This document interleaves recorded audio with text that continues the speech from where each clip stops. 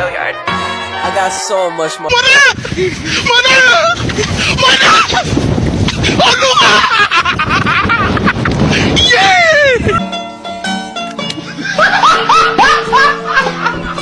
Are you ready, kids? Aye, aye, Captain! I can't hear you. Aye, aye, Captain! Oh!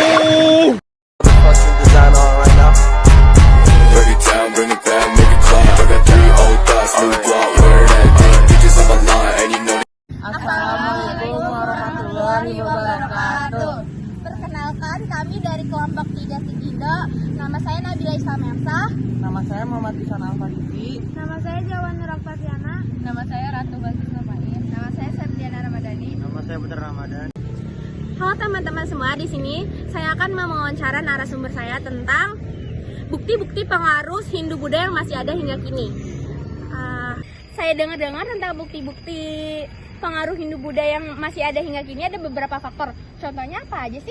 Contohnya ada seni bangunan. Masuknya pengaruh Hindu-Buddha ke Indonesia membawa pengaruh terhadap seni bangunan, terutama bangunan candi. Jika dilihat dari bentuknya, bangunan candi selalu bertingkat-tingkat yang terdiri atas kaki candi, tubuh candi, dan puncak candi.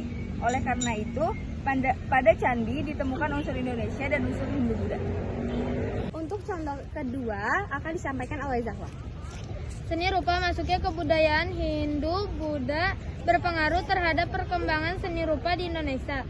Contoh, seni hias yang berupa relief pada dinding candi di Indonesia menunjukkan adanya akulturasi antara budaya Indonesia dan Hindu-Buddha. Hiasan relief pada candi biasanya merupakan suatu cerita yang berhubungan dengan agama. Untuk contoh ketiga akan disampaikan oleh Putra. Seni sastra. Pengaruh seni sastra India juga turut memberi corak dalam seni sastra Indonesia. Bahasa Sanskerta besar pengaruhnya terhadap sastra Indonesia, prasasti Indonesia, seperti Kutai, Tarumanegara, dan prasasti di Jawa Tengah pada umumnya ditulis dalam bahasa Sanskerta dan huruf Pallawa. Untuk contoh keempat akan disampaikan oleh Ihsan. Seni wayang. Seni wayang yang sudah populer dalam kehidupan masyarakat Indonesia, khususnya masyarakat Jawa, bersumber dari cerita Ramayana dan Mahabharata yang berasal dari India. Namun penampilan wujud tokoh dalam wayang tersebut adalah budaya Indonesia yang antara daerah satu dan lain berbeda. Terima kasih. Untuk contoh selanjutnya akan dilanjutkan oleh Ratu Bagus. Sistem kepercayaan sejak zaman prasejarah bangsa Indonesia telah memiliki kepercayaan berupa pemujaan terhadap roh nenek moyang dan juga kepercayaan terhadap benda-benda tertentu.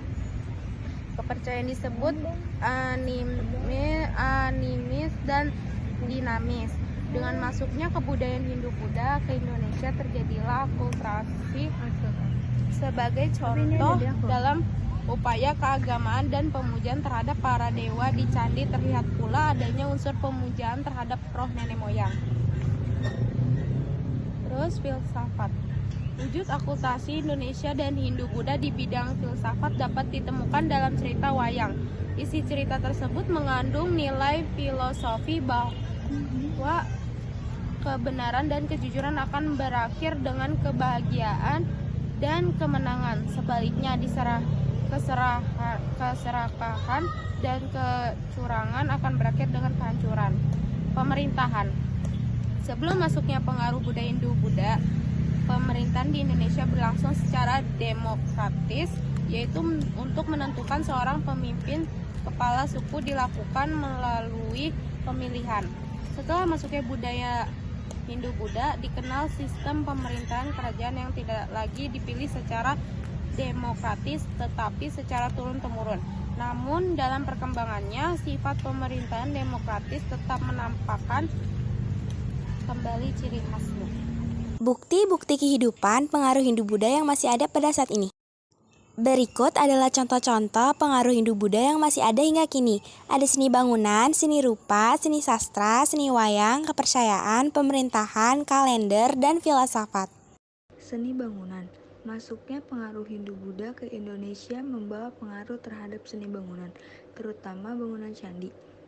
Jika dilihat dari bentuknya, Bangunan candi selalu bertingkat-tingkat yang terdiri atas kaki candi, tubuh candi, dan puncak candi. Oleh karena itu, pada candi ditemukan unsur Indonesia dan unsur Hindu-Buddha. Seni rupa masuknya kebudayaan Hindu-Buddha berpengaruh terhadap perkembangan seni rupa di Indonesia. Contoh, seni hias yang berupa relief pada dinding candi di Indonesia menunjukkan adanya akulturasi antara budaya Indonesia dan Hindu-Buddha. Hiasan relief pada candi biasanya merupakan suatu cerita yang berhubungan dengan agama. Seni sastra. Pengaruh seni sastra India juga turut memberi corak dalam seni sastra Indonesia. Bahasa Sanskerta besar pengaruhnya terhadap sastra Indonesia. Prasasti di Indonesia seperti Kutai, Tarumanegara, dan prasasti di Jawa Tengah pada umumnya ditulis dalam bahasa Sanskerta dan huruf Pallawa. Sistem kepercayaan. Sejak zaman prasejarah, bangsa Indonesia telah memiliki kepercayaan berupa pemujaan terhadap roh nenek moyang dan juga kepercayaan terhadap benda-benda tertentu. Kepercayaan itu disebut animis dan dinamis. Dengan masuknya kebudayaan Hindu-Buddha ke Indonesia, terjadilah akulturasi. Sebagai contoh, dalam upacara keagamaan atau pemujaan terhadap para dewa di candi, terlihat pula adanya unsur pemujaan terhadap roh nenek moyang. Pemerintahan. Sebelum masuknya pengaruh budaya Hindu dan Buddha, pemerintahan di Indonesia berlangsung secara demokratis, yaitu untuk menentukan seorang pemimpin atau kepala suku. Dilakukan melalui pemilihan. Setelah masuknya budaya Hindu-Buddha, dikenal sistem pemerintahan kerajaan tidak lagi dipilih secara demokratis, tetapi secara turun-temurun. Namun, dalam perkembangannya, sifat pemerintahan demokratis tetap menampakkan kembali ciri khasnya. Filsafat. Wujud akulturasi Indonesia dan Hindu-Buddha di bidang filsafat dapat ditemukan dalam cerita wayang. Isi cerita tersebut mengandung nilai filosofis, yaitu bahwa kebenaran dan kejujuran akan berakhir dengan kebahagiaan dan kemenangan. Sebaliknya, keserakahan dan kecurangan akan berakhir dengan kehancuran. Sekian video dari kelompok kami, kurang lebihnya mohon maaf. Wassalamualaikum warahmatullahi wabarakatuh. Bye. Mulai ya.